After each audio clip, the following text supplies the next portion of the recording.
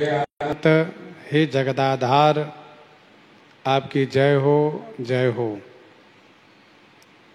हे प्रभु, आपने सभी देवताओं को निस्तार किया। मेघनाद के द्वारा सब देवगण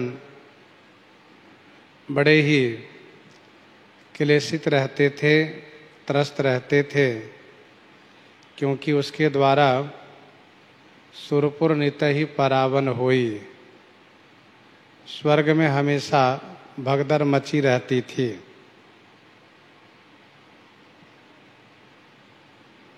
आपने बड़ी कृपा की कि उसको समाप्त करके हम सभी पर अनुग्रह किए, हम सबको आप बचा लिए, उद्धार किए। स्तुति करे सुर सिद्ध सिधाये, लक्ष्मण कृपा सिंधु पहियाये। स्तुति करे सुर सिद्ध सिधाये, लक्ष्मण कृपा सिंधु पहियाये। स्तुति करके सुर और सिद्ध सिधाए माने प्रस्थान किए। देवता और सिद्धगण सब अपने अपने लोक को चले गए। श्री लक्ष्मण जी कृपा के सागर श्री राम जी के पास आए।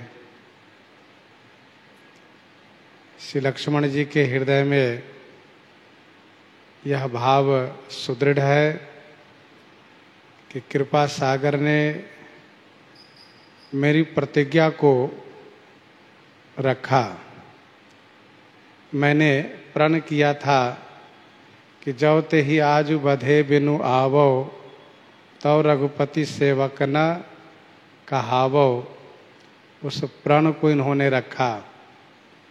इन्हीं की कृपा से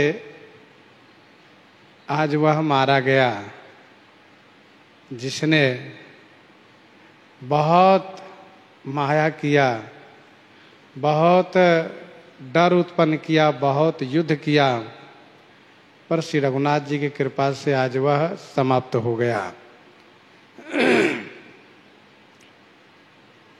भक्त के हृदय में यह भाव बना रहता है कि जो कार्य हुआ है वह मेरे पौरुष से नहीं, अपितु श्री रघुनाथ जी की कृपा से, उनके अनुग्रह से हुआ है।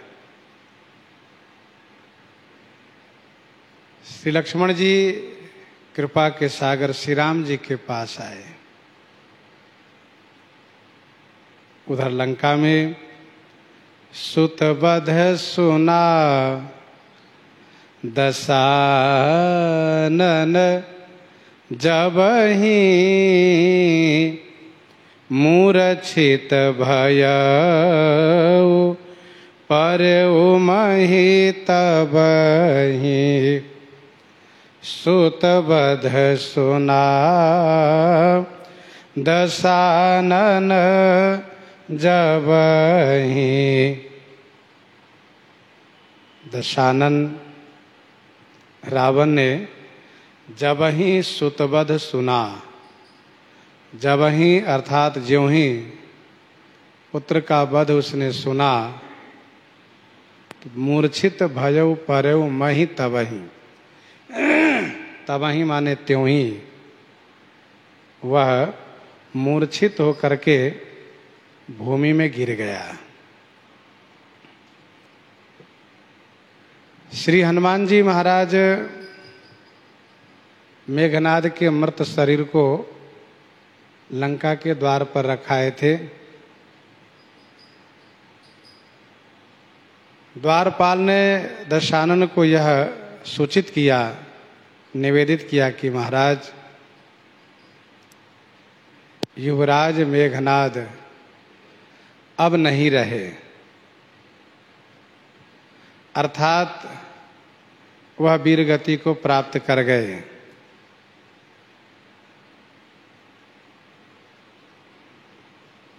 सुतबद सुना दसानन जबहि, जैसे ही उसने सुना मेरा बेटा मारा गया, मेघनाद मारा गया, मूर्छित होकर के वो भूमि पर गिर गया।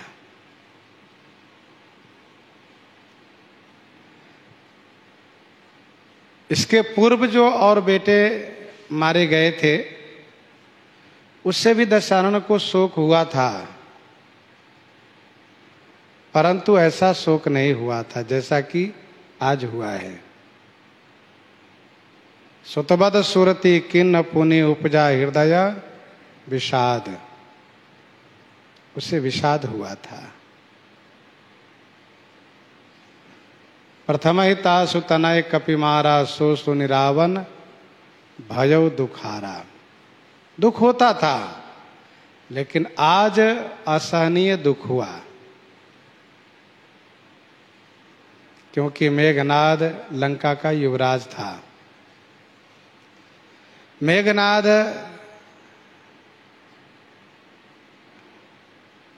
शुक्राचार्य जी की कृपा से बहुत शक्ति बल को अर्जन किया था और बहुत बलवान था, बहुत मायावी था। रावण को कभी कभी लगता था कि मेरे जैसा गुण यदि किसी में है तो वह मेघनाद में है।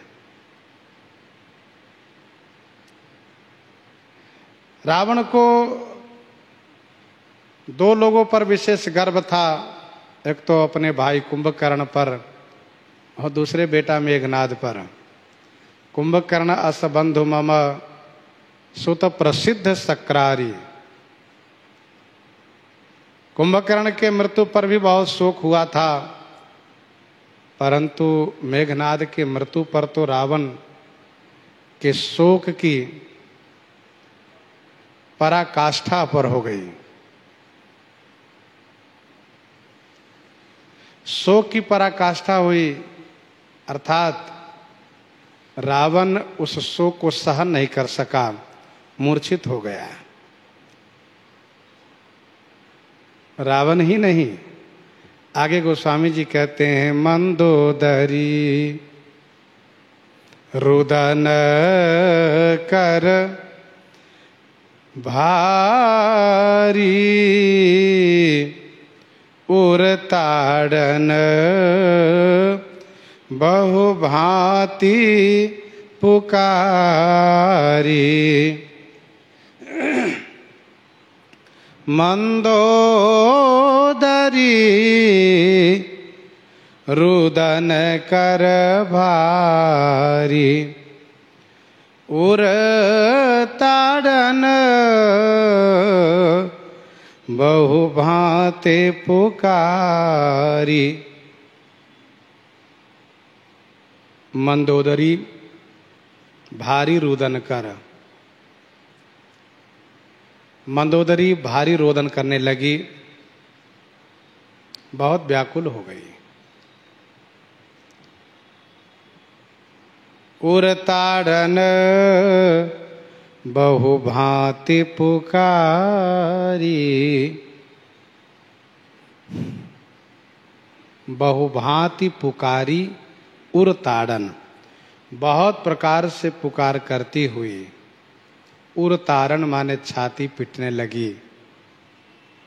छाती पीटने का मतलब ये है कि मेरा हृदय कितना कठोर है कि प्यारे पुत्र मेघनाद के मृत्यु पर भी यह हृदय फटा नहीं, मेरा हृदय विदीर्ण नहीं हुआ।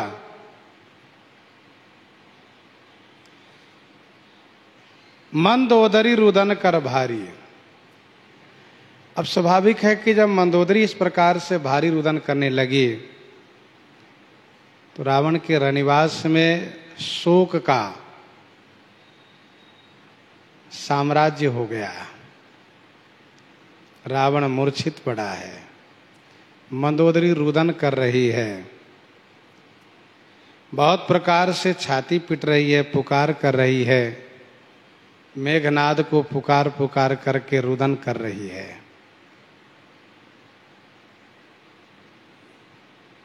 नगर लोग सब व्याकुल सोचा, सकल कहीं दस कंधर पोचा। नगर लोग सब व्याकुल सोचा, नगर के सब लोग व्याकुल होकर के सोचा माने सोच रहे हैं। सकल कहीं दस कंधर पोचा, सकल माने सभी कह रहे हैं क्या दस कंधर पोचा है? दस कंधर पोच है, पोच माने खराब है, निकृष्ट है, नीच है। नगर लोग सब व्याकुल सोचा, नगर के सब लोग व्याकुल हो गए।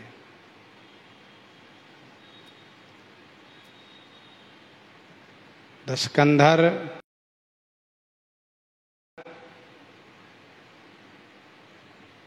अपने अभिमान के कारण, अपने जिद के कारण संपूर्ण असुर जाति को समाप्त कराने में लगे हैं। सबने इनको हित की बात कह करके समझाने का प्रयास किए, पर इस पोच खराब नीच दस कंधर ने, मूर्ख दस कंधर ने न नाना की बात मानी, न भाई की बात मानी, न बेटे की बात मानी, न पत्नी की बात मानी। किसी का कहा इन्होंने नहीं माना, इसलिए पोच है ये, खराब है ये। सकल कहीं दस कंधर पोचा, अर्थात इन्होंने बनाया तो खूब बनाया, अपने जीवन में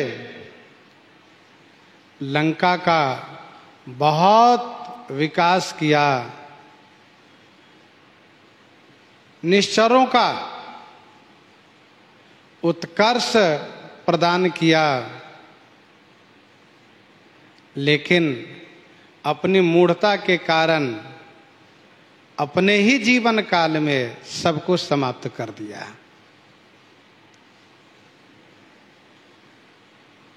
अब क्या बचा? मेघनाद भी मारा गया, कुंभकर्ण मारा जा चुका है, अकंपन, धूमकेतु, देवांतक, नारायणतक, ये सब मारा जा चुका है। प्रहस्त, महोदर, ये सब जितने बड़े बड़े लोग सब मारे जा चुके हैं।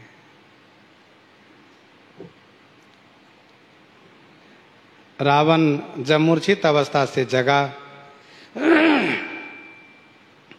देखा कि मंदोदरी बहुत विलाप कर रही है, साथ में सभी स्त्रियां विलाप कर रही हैं, नगर के लोग एकत्र हो गए हैं, सब शोक प्रकट कर रहे हैं। तब रावण ने समझाना शुरू किया।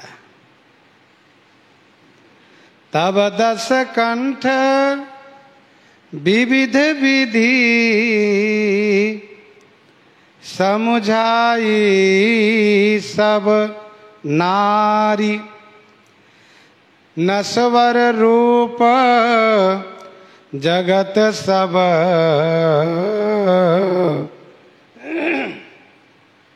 देखहु हृदय विचारी।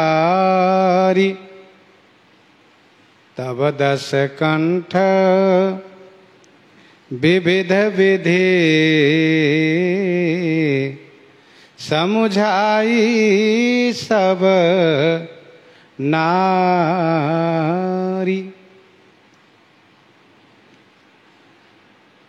तब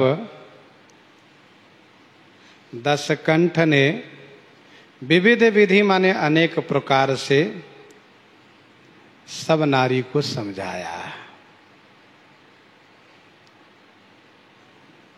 क्या कहा? गोस्वामी जी कहते हैं रावण कह रहा है कि हृदय विचारी देखो, आप सब हृदय में विचार करके देखो, ये सारा जगत नश्वर रूप है, सारा संसार नाशवान है, फिर क्यों शोक कर रही हो? जिसका जन्म हुआ है उसकी मृत्यु सुनिश्चित है, जिसकी मृत्यु हुई है उसका जन्म भी सुनिश्चित है। तब दशकंठ विविध विधि समझाई सब नारी। रावण बड़ा पंडित भी है, वाक्य ज्ञान का पंडित बहुत बड़ा है। एक आंतरिक ज्ञान होता है जिस ज्ञान से वह व्यक्ति स्वयं लाभान्वित होता है, और दूसरा वाक्य ज्ञान होता है जिससे औरों को लाभ तो वह पहुंचाने का प्रयास करता है, पहुंचा भी देता है लाभ, लेकिन स्वयं अंधेरे में पड़ा रहता है।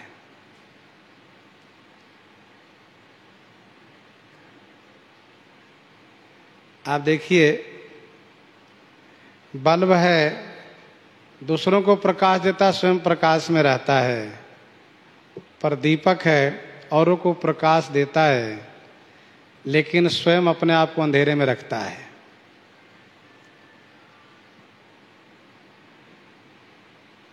रावण ने कहा, बड़े बड़े लोग इस संसार से चले गए,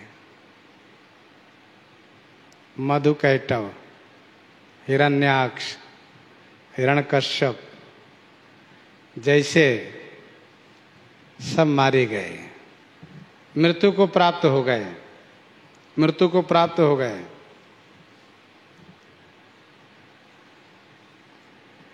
तो मधुकैटभ है, हिरण्याक्ष है, हिरण्यकश्यप है, खरदूषण है, बाली है, सहस्राबाहु है, जिनका संसार में बड़ा नाम था, उन सब का नाम रावण ने लिया।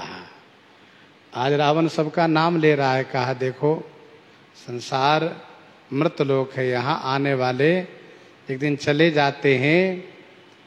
वीर का काम है वीरता पूर्वक जीवन जीना और वीरता के शान से मृत्यु को प्राप्त करना। सो सबने प्राप्त किए।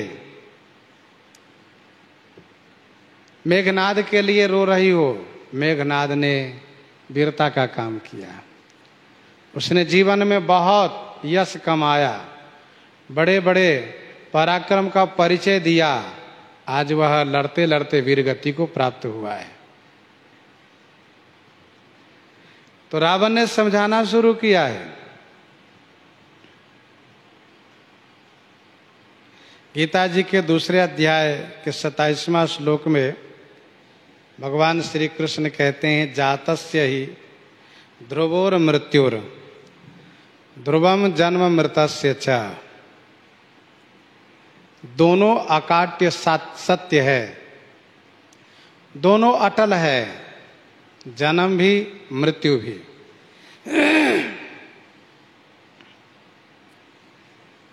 वहीं गीता जी के दूसरे अध्याय में ही 20वें और 23वें श्लोक में कहा, वसांसि जीर्णानि जथा विहाय नवानि गृह्णाति नरो परानि तथा शरीरानि विहाय जीर्णान अन्यानि संजाति नवानि देहि।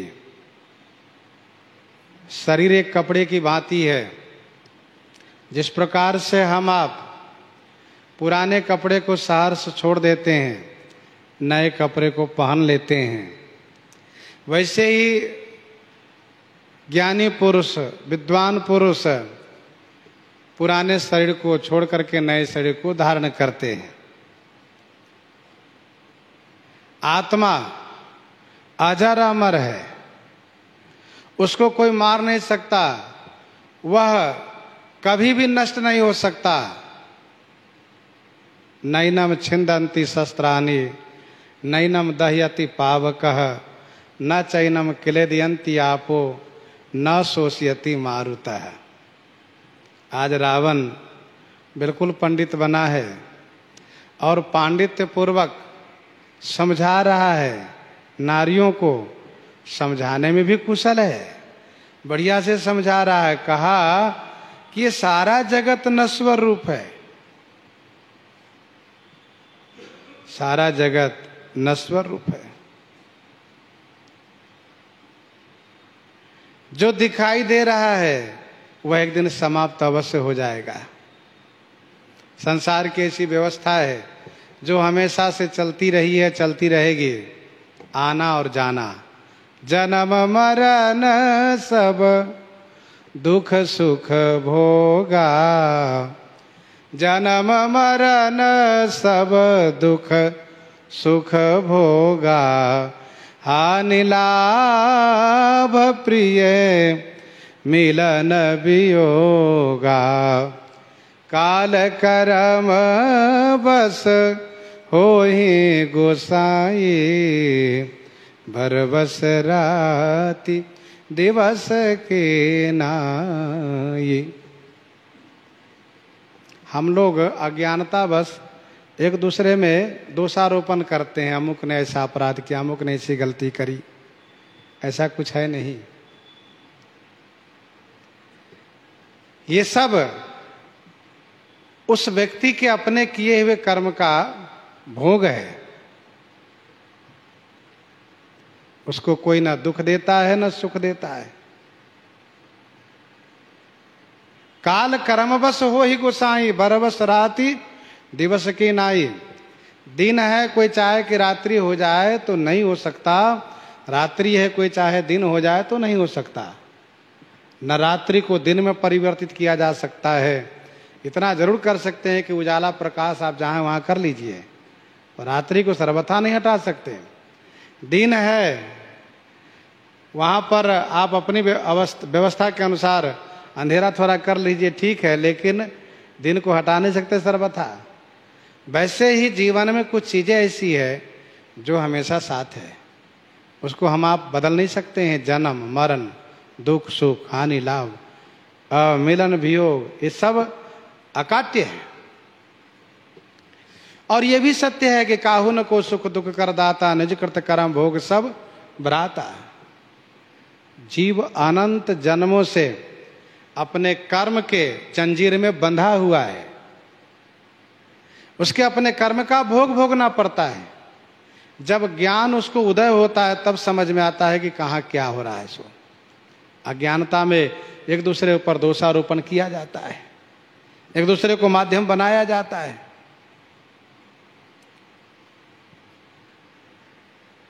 सत्य तो ये है कि मृत्यु से डरने का मतलब ये हुआ कि हमें ज्ञान प्राप्त हुआ ही नहीं। जब इस बात को हम नहीं समझ पाए कि वास्तविकता क्या है, फिर हम समझ क्या पाए। तो रावण जिस तरीके से समझा रहा है, बड़ी वैदुष्यता के साथ समझा रहा है। गोस्वामी जी ने बहुत थोड़े शब्दों में स्पष्ट किया। रावण ने क्या कहा, क्यों रोती हो, ये सारा जगत तो नश्वर रूप है, क्या तुम अजर अमर रहोगी, क्या हम अजर अमर रहेंगे, नहीं, क्यों रोती हो। जो आया है सो जाएगा, जो आता है सो जाता है। अपने अपने कर्तव्य का हर कोई पालन कर रहे हैं, हम भी कर रहे हैं, तुम भी करो। सो करने कोई बात ही नहीं है। गोस्वामी जी कहते हैं उसने बात तो बड़ी अच्छी कही। तिनहि ज्ञान उपदेशा रावण, तिनहि ज्ञान उपदेशा रावण, आपन मंद कथा शुभ पावन। तिन्हें उन नारियों को, मंदोदरी आदि नारियों को रावण ने ज्ञान उपदेश किया, परंतु स्वयं उस ज्ञान की बात को नहीं मानता है।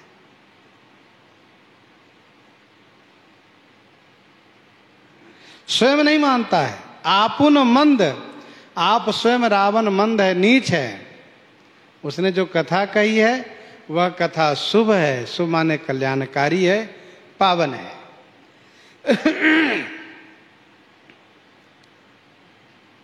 ज्ञान की बात कोई कहते हो तो ये नहीं समझना चाहिए कि ज्ञान की बात ही गलत है, ऐसा नहीं है। लाग है कुमुख वचन शुभ कैसे, मगह गया अधिक तीरथ जैसे। जब श्री कैकेयी जी उस समय में देव माया से अभिभूत होकर के श्री राम जी को वन भेजने के उद्देश्य से इस तरह की बातें जब करने लगी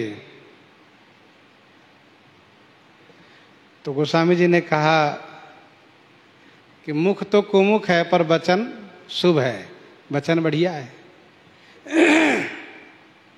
जैसे गोस्वामी जी ने कहा मगह तो ठीक नहीं है लेकिन गया तीर्थ ठीक है, तो वैसे ही रावण आप स्वयं नीच है पर कथा उसने जो कही वह शुभ है, पावन है। पर उपदेश कुशल बहु तेरे, जे आचरहि ते नर न घनेरे। पर उपदेश कुशल बहु तेरे। बहु तेरे पर उपदेश कुशल। बहुत तेरे माने बहुत ऐसे लोग हैं, बहुतेरे बहुसंख्यक लोग हैं। बहुतेरे माने बहुसंख्यक लोग हैं कि पर उपदेश कुशल। पर उपदेश माने दूसरों को उपदेश करने में बड़े कुशल हैं।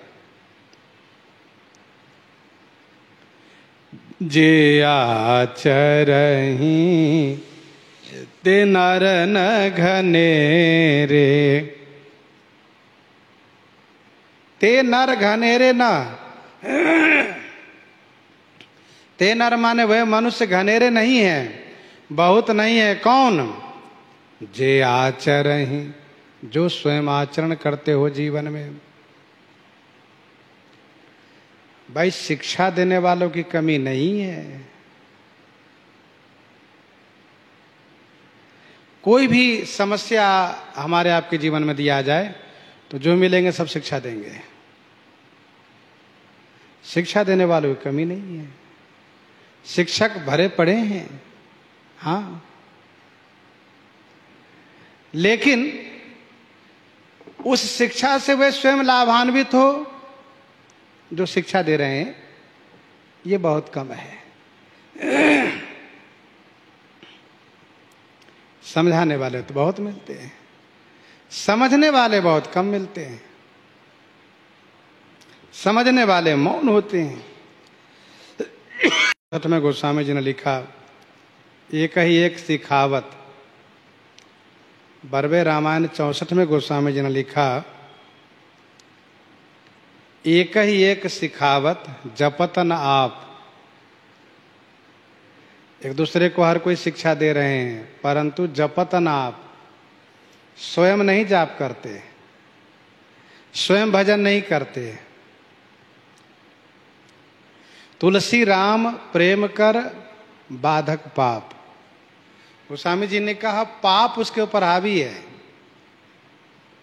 जो स्वयं उस रास्ते पर नहीं चल पाता है। उसका जो पाप है वह उसको दबा रखा है। विनय पत्रिका 123 में गोस्वामी जी ने लिखा, अस कस समुझी परत रघुराया। अस कस समुझी परत रघुराया। बिनु तब कृपा दयालु दास हित, मोहन छूटे माया। वाक्य ज्ञान अत्यंत निपुण, भव पार न पावे कोई। निशिगृह मध्य दीप की बातन, तम निवृत्त नहीं होई। अंधेरी रात में बंद कमरे में दीपक की चर्चा करने से अंधकार का निवारण नहीं होगा, बल्कि बहुत व्याख्या न करके एक छोटी सी दिया जला ले तो थोड़ा उजाला हो जाएगा। जैसे कोई बहुत भूखा व्यक्ति भोजन की बहुत व्याख्या कर रहा हो, लंबी चौड़ी व्याख्या कर रहा हो।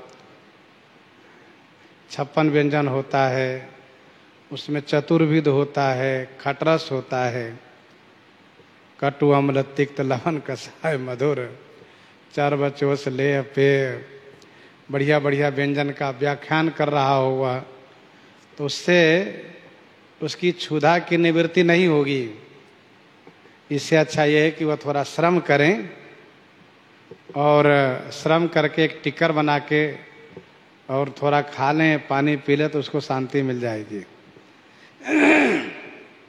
तो स्वामी जी कहना ये चाहते हैं कि थोड़ा अपने जीवन में उतारो, ना पूरा सही, थोड़ा तो उतारो, कुछ तो उतारो।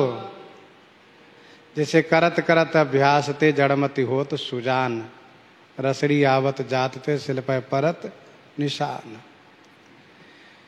जब हम अपने आप में थोड़ा उतारने का प्रयास करेंगे, थोड़ा अपने आप में क्रियान्वित करने का, लाभान्वित होने का प्रयास करेंगे, तो धीरे धीरे, ऐसा नहीं है कि नहीं होगा, होगा। रावण असुर प्रकृति, असुर जाति के, उसमें असुर प्रकृति प्रबल है। असुर जाति होने के नाते असुर प्रकृति प्रबल है। हम लोग मानव जाति से हैं, इसलिए मानव प्रकृति प्रबल होनी चाहिए और मानवता होनी चाहिए, और मानवता के साथ साथ हम लोग अपने जीवन में उतारें। तो गोस्वामी जी कहते हैं, पर उपदेश कुशल बहु तेरे।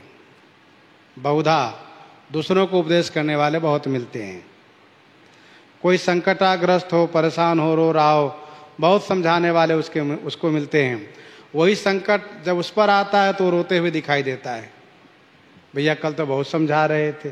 कहा वो कल समझा रहे थे, आज जब मेरे ऊपर पड़ा है तो समझ में आ रहा है कितना कष्ट है। मन में समझ ही नहीं होता है।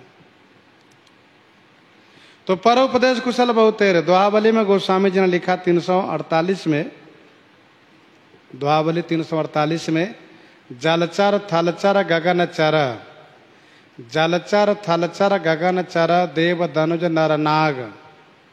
जलचर थलचर गगन चर, देव धनुज नर नाग, उत्तम मध्यम अधम, 10 गुण बढ़त विभाग। अर्थात चाहे जलचर हो, थलचर हो, देवता हो, धनुज हो, नर हो, नाग हो, इन सभी में 3 श्रेणी है, उत्तम, मध्यम, अधम। यदि उत्तम 1 है तो मध्यम 10 होगा, अधम 100 होता है। अच्छे लोग बहुत कम होते हैं। मानस जी में इसी बात की पुष्टि में भगवती श्री पार्वती जी कहती हैं, नर सहस्र मह सुनहु पुरारी, नर सहस्र मह सुनहु पुरारी, कोयक होई धर्म व्रत धारी। अब हम सोचे कि सब धर्म व्रती ही हो जाए तो ये संभव नहीं है। सब एक जैसा ही धर्म कर्म में पारायण होकर के भजन करने लगे तो ये बड़ा मुश्किल है होना।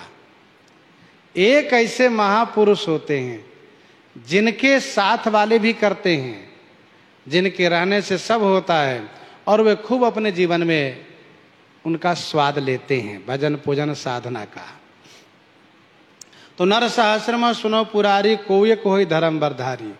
भगवान शिव से भगवती श्री पार्वती जी ने स्पष्ट कहा, हे पुरारी, हजारों में कोई एक धर्म बरधारी होता है। वैसे ही धर्म पथ पर चलने वाला उस ज्ञान से लाभान्वित होने वाला हजारों में कोई एक होता है।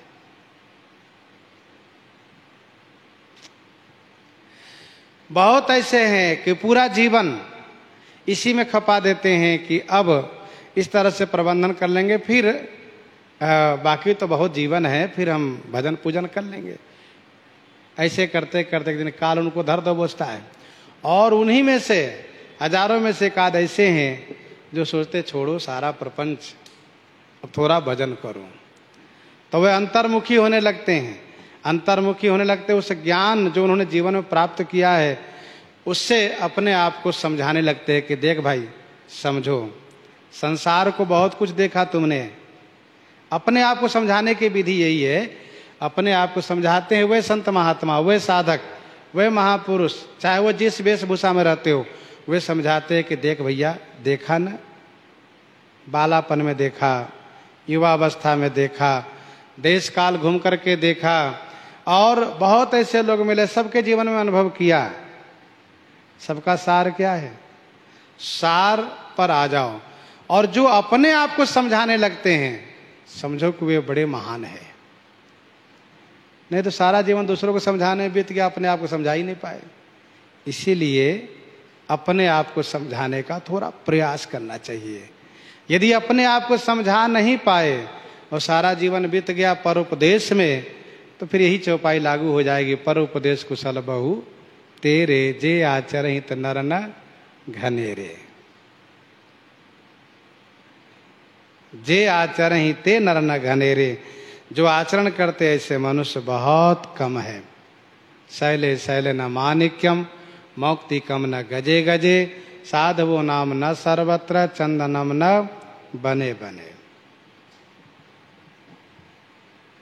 गोस्वामी जी कहते हैं निशा सिरानी भयऊ भिनु सारा, लगे भालू कपि चारि हूँ द्वारा, निशा सिरानी भयऊ भिनु सारा।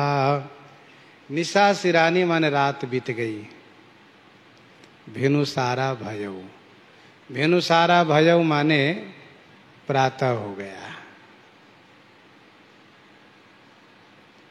पूरी रात यूं ही रावण की बीत गई। पहले तो सब मेघनाद के मृत्यु पर शोक किए, सब रोए गाए। बाद में रावण समझाना शुरू किया, पूरी रात समझाता रहा, रात्रि बीत गई। निशा सिरानी भयो भेनुसारा, लगे भालू कपि चारियों द्वारा। भालू कपि चारों द्वार पर जाकर लग गए, डट गए। वानर भालुओं ने सोचा अब तो अकेले रावण बचा है मुख्य रूप से, इसको ललकारते रहो, इसको चैन से बैठने मत दो। ऐसा नहीं कि युद्ध में रावण आएगा तो हम लोग लड़ेंगे, कुछ नहीं। प्रातः होते ही सब जाकर चारों द्वार पर घेर लिए और श्री राम जी की जय जयकार करने लगे, ललकारने लगे, आओ निकलो। मतलब रावण को उतना मौका भी नहीं देना चाहते हैं कि वह मेघनाद का संस्कार आदि करे और कर्म क्रिया करे। आओ, लगे भालू कपि चारियों द्वारा। भालू कपि का नियम है। अच्छा, बीच में थोड़ा सा नियम इन लोगों का भंग हो चुका था। जब कुंभकर्ण से युद्ध हो रहा था तो कुंभकर्ण इस प्रकार से त्रस्त कर दिया था कि सुबह जाकर के लगने की हिम्मत नहीं पड़ती रही, द्वार पर जाके डटे। मेघनाद के साथ युद्ध भी हुआ, बहुत युद्ध करना पड़ा। लेकिन पहले भी और अब तो और इस समय उत्साह हो गया है, भैया रे 2 मारे गए हैं, कुंभकर्ण और मेघनाद। सबको मालूम है जितने हैं सब, और सब सामान्य है। 3 विशेष में से 2 मारे गए, कुंभकर्ण और मेघनाद, बचा रावण। अब इसलिए यही विधि जलपत भयो बिहाना, चहुद्वार लागे कपिनाना। ये भालू कपि का नियम है कि प्रातः होते ही द्वार घेर लो, उसको मौका नहीं देना है ज्यादा। अच्छा, ये बानर सैनिक लोग वैसे भी डेरा डाल दिए हैं, बाहर से किसी को आने नहीं देंगे। समुद्र पार से कोई सहयोग करने आने वाले यदि हो तो उसको आने नहीं दे सकते, और वैसे रावण के सहयोगी हो कौन सकते हैं, कोई है भी नहीं। अच्छा, भीतर से कोई भागना चाहे तो भाग कर जाएंगे कहाँ, उसको भागने नहीं देंगे।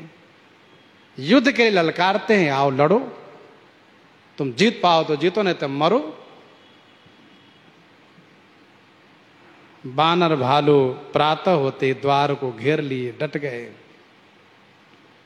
रावण को किसी ने सूचना दिया, महाराज क्या हुआ? बानर भालू चारों द्वार को घेर लिए। घेर लिया है कहाँ? चलो अभी चल के सबको मारते हैं। सुभट बोलाई दशानन बोला, रन सन मुख जाकर मन डोला।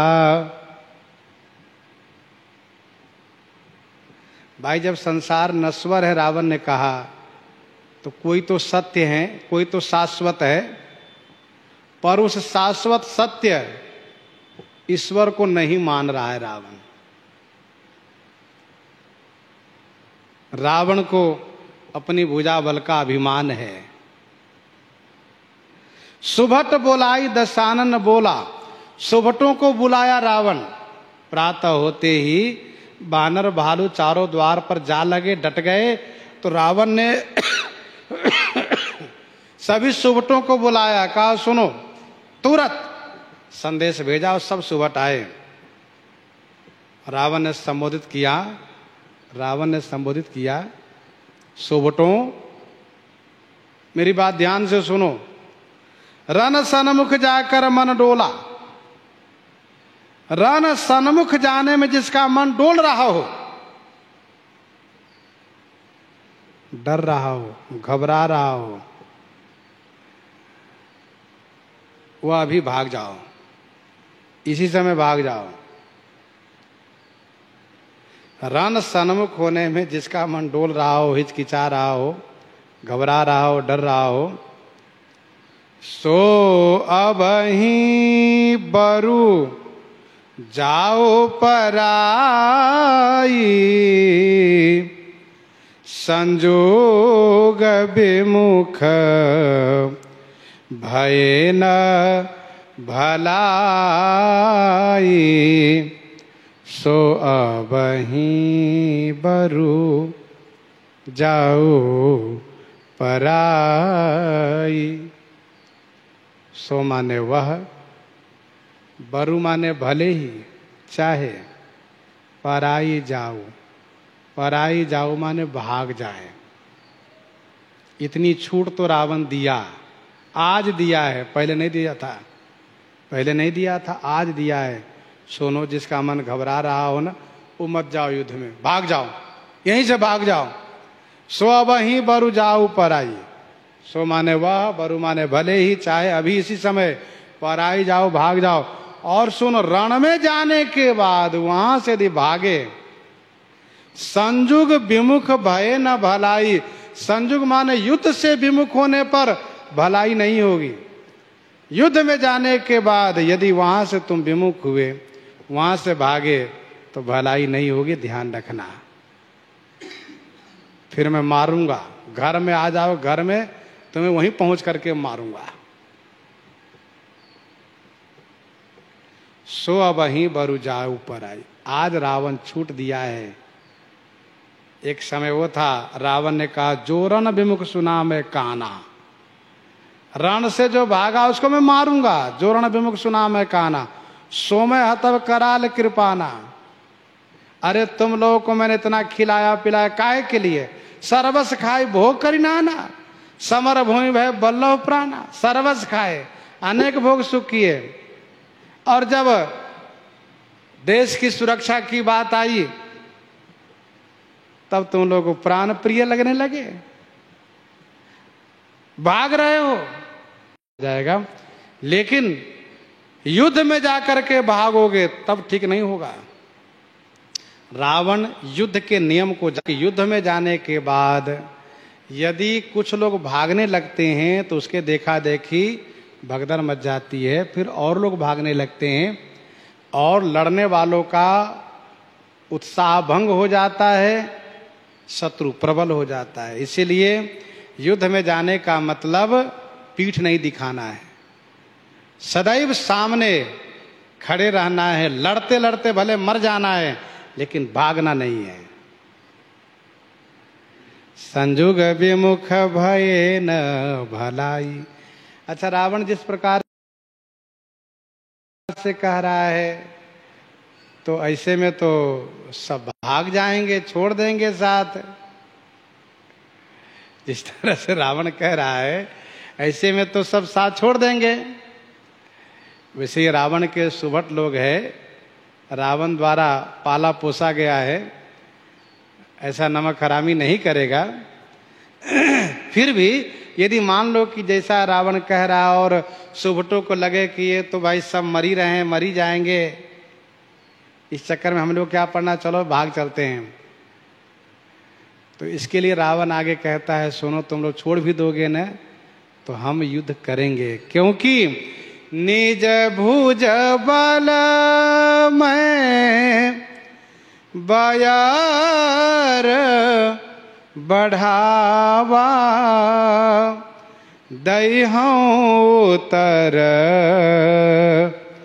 जोरी पुचढ़ी आवा, दईहूँ उतर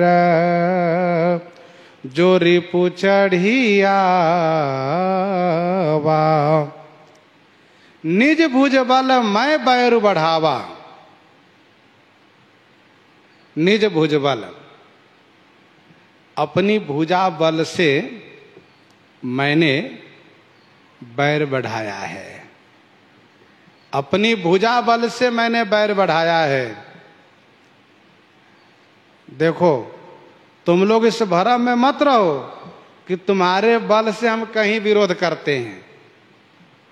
हमारे पास 20 भुजा है और हम जहां भी विरोध किए अपनी भुजा बल पर।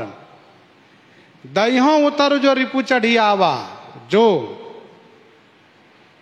रिपु चढ़ी आवा, यदि शत्रु चढ़कर लंका में आ ही गया है तो मैं उत्तर दूंगा, अर्थात मैं मारूंगा सबको।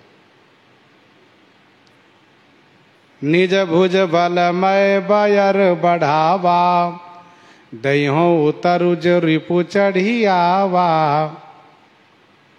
देखो, एक बात तो समझनी चाहिए, जीवन में कोई भी कार्य करो तो अपने बल को अनुमान करके, अपनी क्षमता को देख करके कि मेरा क्या सामर्थ्य है, मैं कहां तक क्या कार्य कर सकता हूं। दूसरों के उकसाने पर, दूसरों के बल पर कभी कोई कार्य नहीं करना चाहिए। दूसरे जो होते हैं वो कभी भी साथ छोड़ सकते हैं। इसलिए सदैव नीति के तहत, देखो, जब नीति की बात आती है तो वहां पर अपने बल की बात अवश्य होती है। जहां भक्ति की बात होती है वहां पर तो भगवान की कृपा, भगवान के भरोसे हैं। तो नीति कहती है सदैव अपने बल के अनुमान से काम करना चाहिए। किसी के चढ़ाने पर, पहाड़ पर नहीं चढ़ जाना चाहिए, कुएं में नहीं कूद जाना चाहिए, अपने बल के अनुमान से काम करना चाहिए। रावण ने कहा, निज भुज बल मैं बैरु बढ़ावा, मैंने अपनी भुजा के बल से विरोध किया है और मेरा शत्रु जब लंका में चढ़ के आ गया तो मैं उत्तर दूंगा, अर्थात मैं उनसे लड़ूंगा, ये सामर्थ्य में रखता हूं। सुभटों ने कुछ कहा तो नहीं, लेकिन मानो सुभटों का संकेत है कि महाराज जिए हैं हम आपके साथ तो मरेंगे भी साथ, पर साथ छोड़ेंगे नहीं। अस कही मरुत बेगरथ साजा, बाजे सकल जुझाऊ बाजा। रावण ने कहा, बाजे वालों से सुनो, सब लोग बाजा बजाओ, जितने बाजे वाले सब बाजा बजाओ, पर ध्यान रहे कौन सा राग बजाओगे? मारू राग बजाना, मारू राग। हाँ, ऐसा नहीं करुण राग बजाना शुरू कर देना जो कि वाद्य यंत्र की आवाज सुनते ही लोग बिल्कुल करुण हो जाए। ऐसा राग बजाओ कि जो कमजोर हो वो भी उमंग में आ जाए, उत्साह में आ जाए, लड़ने के लिए उत्साहित हो जाए। रावण का आदेश हुआ, अस कहीं मरुत वेग रथ साजा, बाजे सकल जुझाऊ बाजा। ऐसा कह करके रावण ने मरुत वेग माने पवन के वेग में चलने वाला जो रथ है उसको सजाया। कहा इस रथ पर मैं रहूंगा, ये मेरा रथ पवन वेगी है, हवा के समान चलने वाला, पवन के वेग में चलने वाला। अस कही मरुत वेग रथ साजा। और सभी जुझाऊ मन लड़ाई के बाजे बजने लगे, मारू राग सुबट सुखदाई। इस राग को बजाने पर वीर रस उद्दीपन होता है और स्वाभाविक रूप से मन में उमंग होता है, लड़ने की इच्छा होती है। देखो, वाद्य यंत्र तो वही है, पर राग अलग अलग होता है।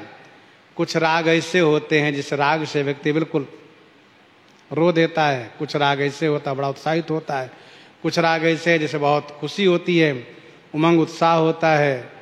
तो वो बजाने वाले पर निर्भर करता है किस समय क्या राग बजाना चाहिए, ये भी उसको ध्यान रखना चाहिए।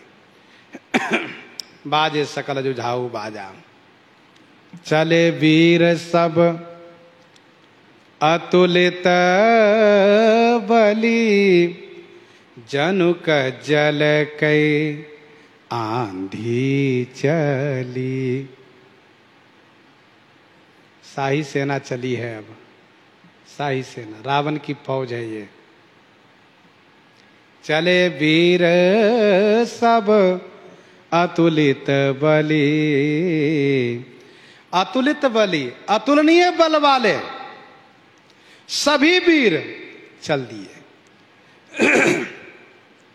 जनुक जल कई आंधी चली, जनु मानो कज्जल की आंधी चली, मानो कोयले की आंधी चली है, कोयले की। रावण की शाही सेना जब चली है देखने लायक है। अतुल एक कलुटी कोयले के अथवा लकड़ी पर जले हुए बर्तन के पीछे वाले भाग से कोई कम नहीं, बिल्कुल काले खलूटे दिख रहे हैं। गोस्वामी जी कहते हैं मानो कोयले की आंधी चली है। अब कोयले की आंधी चली है तो कोयले में दम नहीं होती है, मजबूती नहीं होती है, मजबूती होती पत्थर में। अब कोयले की आंधी है, समझ लो ये सब शीघ्र नष्ट हो जाएंगे, जल्दी समाप्त हो जाएंगे।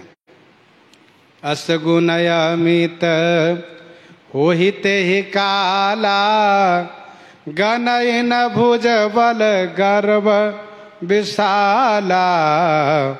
असगुण अमित होहिते ही काला, तेहि काला अमित असगुण होहि। तेहि काला माने उस समय में, अमित माने असीम, असगुण होने लगा। परंतु भुजबल विशाला गर्भ होने से न गनई, भुजा बल के विशाल गर्भ होने से नहीं गिनते हैं।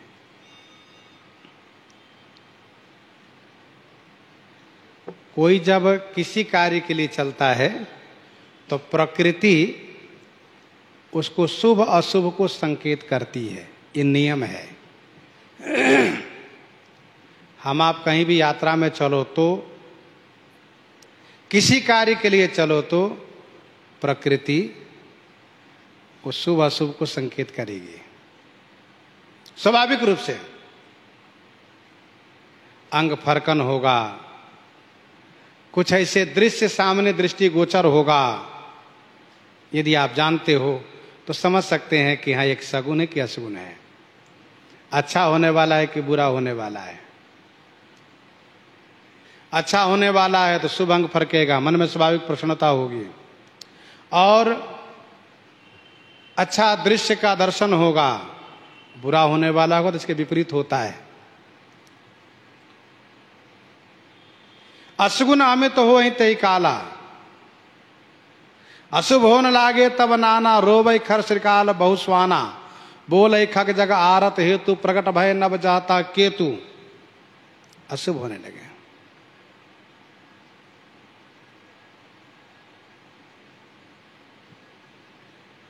अशगुन हो ही न जाहि बखानी,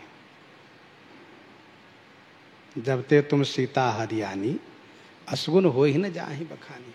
श्रीमद् वाल्मीकि रामायण में बहुत विस्तार से वर्णन है अशगुनों का। अति गर्व गनईन, सगुन असगुन, श्रवहि आयुध हाथ ते, बट गिरथ रथ ते बाजी, गज चिकरत भाजहि साथ ते, अति गर्व गनईन सगुन।